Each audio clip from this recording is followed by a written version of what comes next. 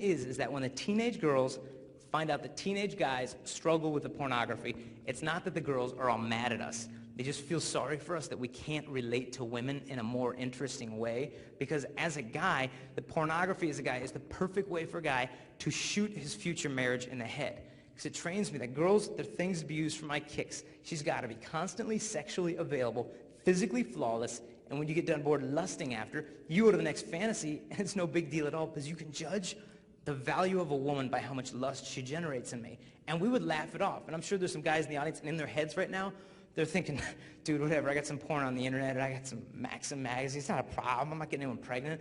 And while he laughingly tries to think it's not a problem, almost desperately try to convince himself, what happens to a young guy is he gets emasculated. Emasculation means that when a young man is robbed of the ability to be masculine. And pornography flips that backwards, so we men learn to sacrifice and empty the girls for the sake of ourselves, and we miss the whole point of manhood. And in high school, we would totally laugh it off. We're like, dude, who cares? I'm not getting anyone pregnant. It's all good. I'm not killing it. I'm not hurting anyone. We'd have no clue what we were looking at. You know, Pamela Anderson, the big supermodel for, out in Los Angeles, you know when she first posed for Playboy and she started crying? She finally pulled herself together, and they took the nude photos. That when you're looking at porn, you're not looking at just some naked body, you're looking at the corpse of a woman's heart. But we would laugh it off, saying, dude, I'm not hurting anyone. We don't realize how much we're hurting ourselves. You know, Maxim magazine, it's a new smutty magazine they have for guys. You know, Maxim magazine has paid computer companies up to $20,000 a pop to generate fake cover models. I'm not saying she's airbrushed. Her legs are fake. Her face is fake. Her breast is fake. The whole woman is completely computer generated. So we as guys are trained to expect our wives to live up to this impossibly perfect fantasy. And where does this leave our brides one day? I had a friend, and he basically assumed, dude, who cares? I'll throw the porn away when I get married. I'm getting married in a few months. Then you can have sex whenever you want. It's all good. And the guy was divorced in 3 months.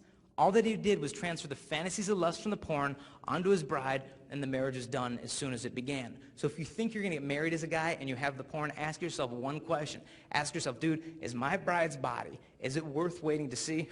Or is she frankly not even worth waiting to see? Because if I can trash the porn tonight, I'm training myself in faithfulness before I ever even meet that girl. And you as a guy could imagine if your future wife is at home from school right now. She's on the computer. She gets an email to invite her to visit some pornographic website of guys. I would imagine you would pray that she would have the strength just to delete it. Imagine you're carrying your wife into the honeymoon suite for your wedding night, and she's got her arms locked around your neck. And she says, honey, I'm so excited about tonight. And you're like, me too, me too, me too, me too. Walking her in there, and she says, honey, to get ready for you tonight. And you're like, She says, honey, to get ready for you tonight. She says, I've been looking at thousands of pages of naked men on the internet. You'd be like, yeah, babe, maybe wait all life, but don't you sort of have to wait with your eyes? And that's what it comes down to. If I can't say no to sex, what's my yes even worth? But I don't think that guys are the problem. I think high school guys are the solution to the entire problem, and I have the research to back me up. They just finished a study of how many high school students are having sex in America, and what they found is this. High school girls, in the last 10 years, your sexual activity rates in America have gone down about 1%. So now 54% of high school girls are virgins. What about high school guys? High school guys in America over the last 10 years, sexual activity rates have gone down 20%. So now the majority of high school guys and high school girls in America are virgins. It's starting to sweep the country. And we're not making up. I saw this at the airport the other day in Newsweek magazine, the new virginity. It's sweeping the country because we want this better kind of love. And to prove to you we all deserve it, having come with me from San Diego is my fiancée, Crystalina. So please give her a warm welcome. Come on up, hon.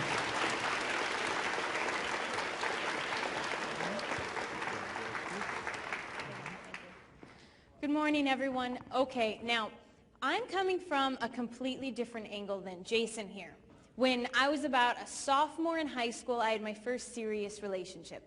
And after a while of dating, we thought we were in love and everything was great. And slowly, we started to get very physical. And slowly, the pressure started to set into the relationship. And he said, well, girl, if you really love me, if you truly love me, you'd prove it to me. You'd show me just how much. Well, if you aren't doing this with him, and if you aren't doing that with him, then I mean, well, what's wrong with you? Everybody's doing it. You love him, right? And I thought, well, yeah, I love him. They said, well, then what's the problem? So at the age of 15, I lost my virginity, thinking it was going to cause this huge, great emotional bond between us. We were going to be on cloud nine and so in love.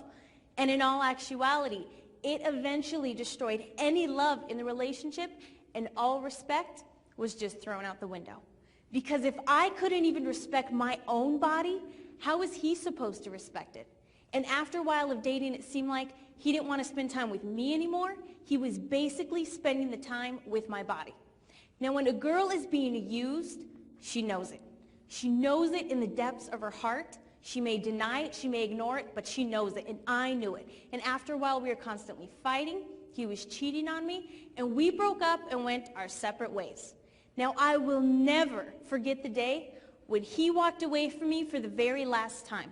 And as he walked away from me, all I could think about was that guy's taking something with him that never belonged to him in the first place. But I can't get it back, right? What's the point? It's already gone. So there I was in the cafeteria talking with my girlfriends. And I came to this conclusion, okay, if a guy can date me for about 6 months without sleeping with me, then he must love me. Then I'll sleep with him. And I think now 6 months? 6 months is the price that I put on my body?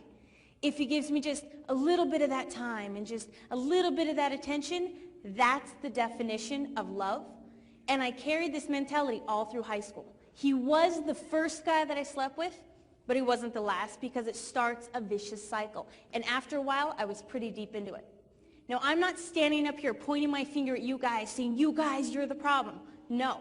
I happen to believe that you guys will be as much of a gentleman as we ladies require. Now, I wasn't acting like a lady back then, nor dressing like a lady back then. Therefore, they didn't feel the need to rise up and act like a gentleman around me. And what seems to happen sometimes is that girls will give guys sex for the sake of getting the love from them. And guys will give girls the love for the sake of getting the sex from the girls. And it can go both ways.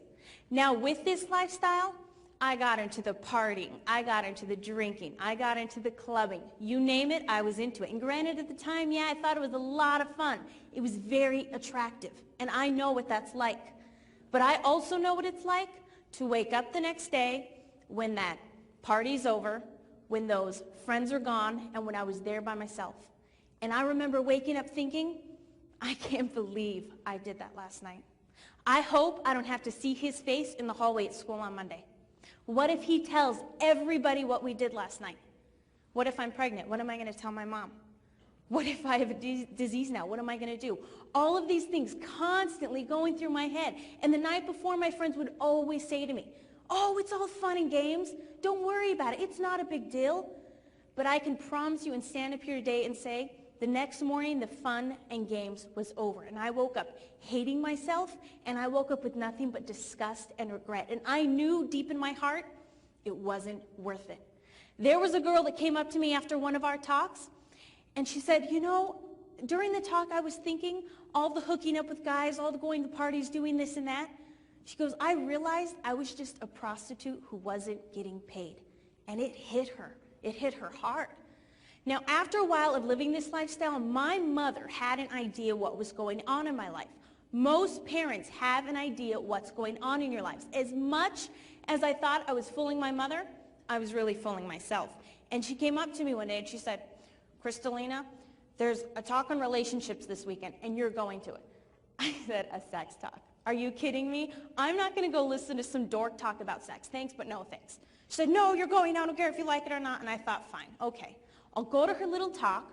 I'll sit in the very back of the room for 15 minutes, and I'm out of there. I have a party to go to. I have friends to see. I don't have time.